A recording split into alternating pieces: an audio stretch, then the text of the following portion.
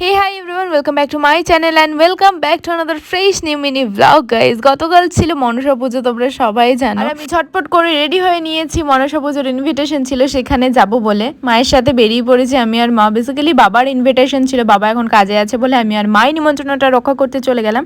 ঢুকেই গেটটা দেখলাম খুব সুন্দর করে সাজিয়েছে, তারপরে মায়ের দর্শন করে নিলাম। ওয়েলকাম ড্রিঙ্কস হিসেবে এখানে আমাদের থামস আপ দিয়েছিল। এটা খাওয়ার পর আমরা যখন খাওয়ার টেবিলের দিকে নজর দিই, বাপরে বাপ কি ভিড় কি ভিড়! দুটো ব্যাচ বসার পরে আমাদের সিট ছিল।